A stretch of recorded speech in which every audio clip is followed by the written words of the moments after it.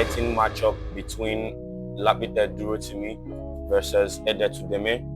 Now the move knight to f3 comes in, knight to f6 and pawn to c4 on the board. Now pawn to e6. And we have the knight to c3. This is called the Zucatot opening variation. Pawn to d5 now and pawn to e3. Both players have mastered this level of chess, and it will be great to see how far they can go. Now pawn to b3, putting the bishop along the dark squares here, and now the move short castles by black. Now bishop to b2 comes in and pawn to b6 now. We have pawn captures and pawn captures, and now the best move here is pawn to d4 and he plays it out. Now bishop to b7,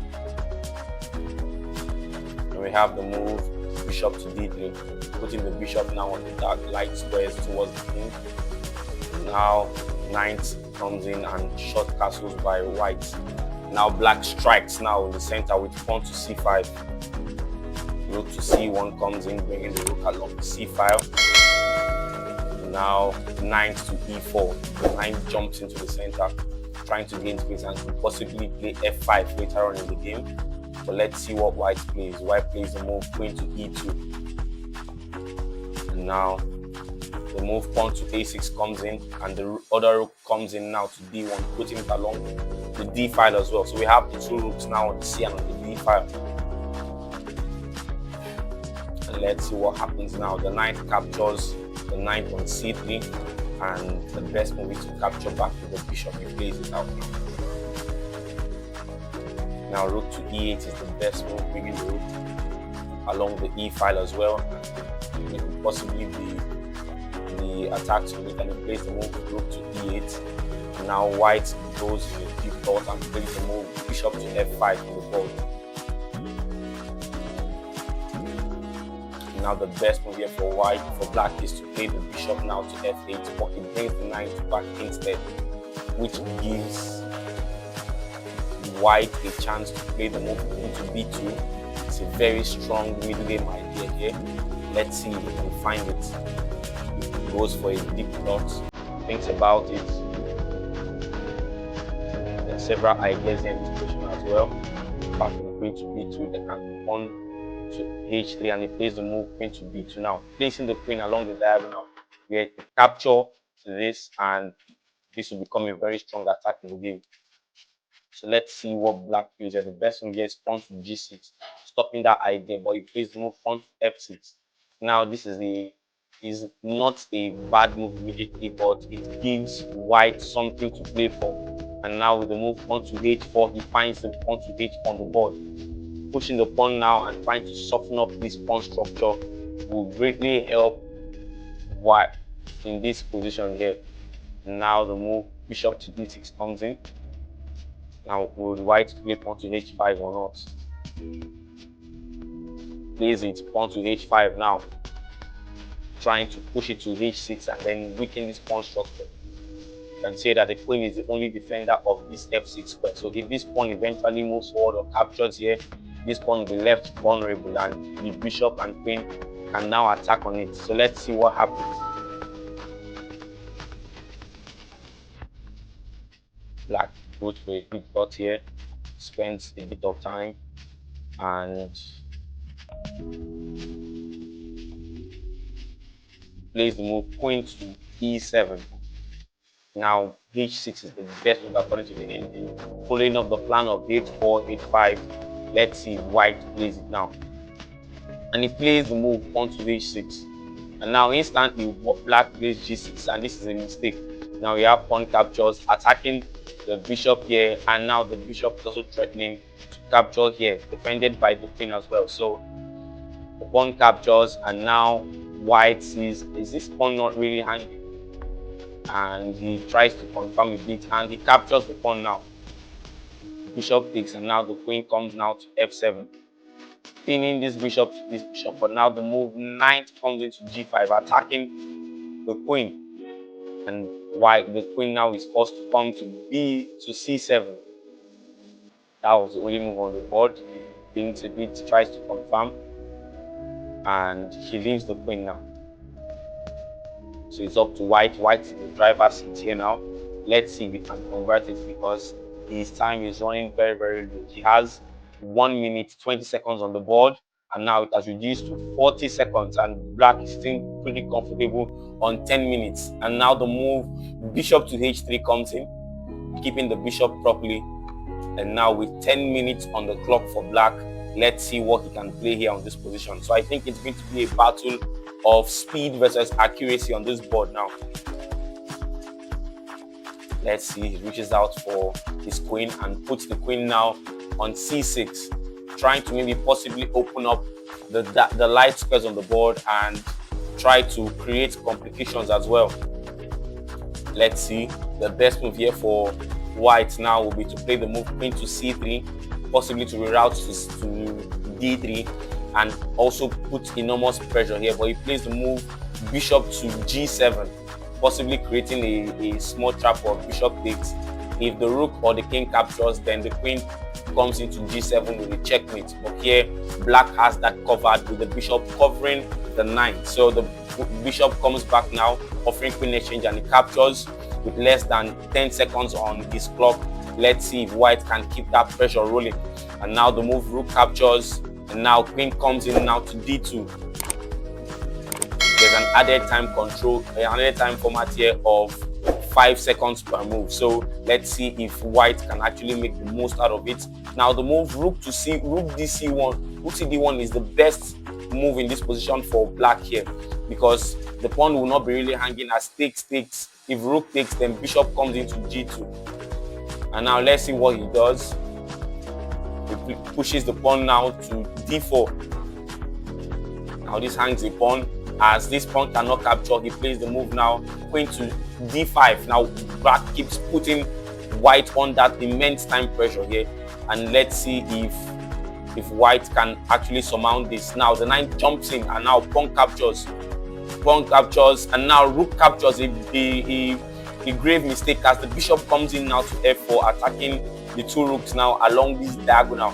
So this is something that white missed, and he has to find a way now to get rid of this. He has less than 1 second, and he plays the move with 1 second on his clock. Now the bishop captures, knight captures, and let's see what happens here on the board. Now the knight captures the pawn now on c5, and the game now has gone straight back to an even position.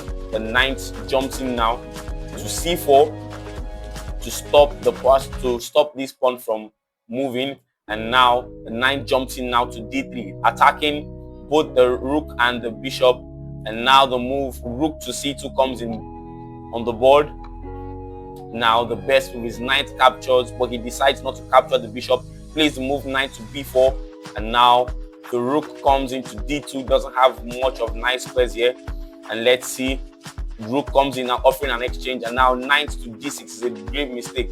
The better move here was bishop to d4, and now with this move black can play the move rook to d6, exactly, and he finds it now, rook to d6, and now bishop comes to a3.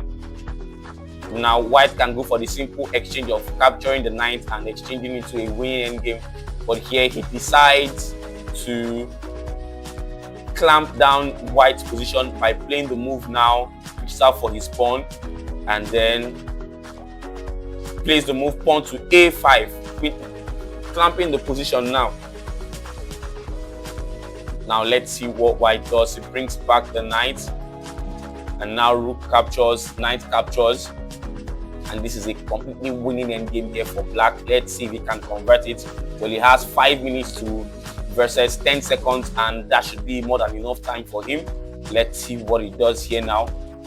The knight, queen king comes in, and now the knight comes now to c3. The better move was knight to b4, bringing the knight to a more active square. But let's see now the move pawn to g4, an inaccurate move. And now the best move here is knight e4 to offer a trade of pieces here. But will he find the move now on this board?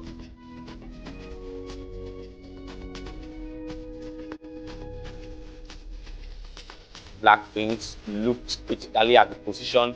There could be a move like pawn to g5 as well, threatening to capture this pawn on h6. So many ideas here for black, and he has 4 minutes to calculate everything accurately. So let's see here if he finds the best move here.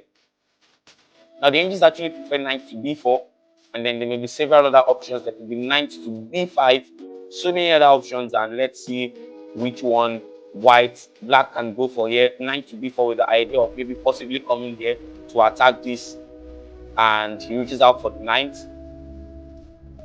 and he looks at the pawn as well. So many ideas to play for, and he plays the move pawn to g5, and now instantly black plays the move bishop to b2, now attacking the knight. And now knight to e2 is the best move in this position. Let's see if we can find it, maybe threatening to come here and then clamping down this position here for white. Let's see what he plays here. But a safer alternative could just be to bring the knight here, a simpler one, maybe to offer an exchange of pieces here. Let's see what he does. He plays it now. Plays knight to e4, the safest possible alternative here for him. And now white declines the move, and now this actually leads to a far more better position here for black. And now the rook captures the pawn on h6, and the king comes out now to e2. White is still playing on less than 30 seconds, and now the rook comes in now to the b file. Let's see what he does here, attacking both this pawn and the bishop at the same time. Let's see if he can attack something. Well, he decides to defend it now with the knight, playing the knight to d4. And now white has 5, 4, 3, and he plays the bishop on 3 seconds. And now knight captures, a bloody mistake here on the board. Let's see if he can find the best move now. Of course, he finds the best move. Knight takes, and bishop takes. Now this position is completely drawn by the engines.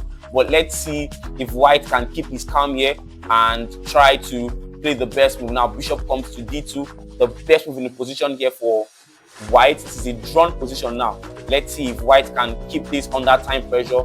And now bishop to e3.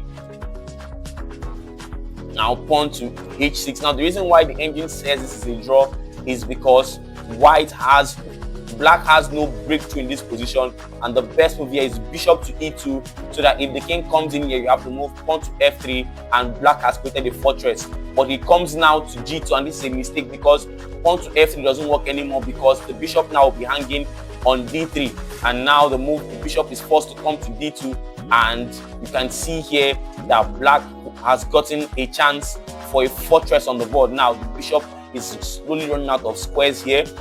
Comes in now to c2, and now the bishop flies to a3. Let's see what black does. Now black plays the move pawn to f4, a brilliant move here. Can't push this because the pawn is pinned, and now the move bishop comes in, attacking the pawn. Now you see the true power of a strong player. He decides not to give up this pawn, but decides to come in slowly but surely, knowing that he's going to get these 2 pawns for free by not exchanging any of his pawns here. So the engine is already calculating checkmate in 12, and let's see how far the position can be here for black. Comes in now, takes. Now this is almost getting to a position of zugzwang. Drops in the rook now to c1. Let's see, and now the bishop comes in. Do not play this move rook in, because it's a stalemate here, but rather play a waiting move, rook to b1. And now you see black's idea in this position here comes in with a check. Now the only forcing move now is to bring the bishop back, and then rook captures. And after the king captures, the king is going to capture this pawn and have a completely winning pawn endgame. Thank you so much for watching. Can you like and subscribe for more?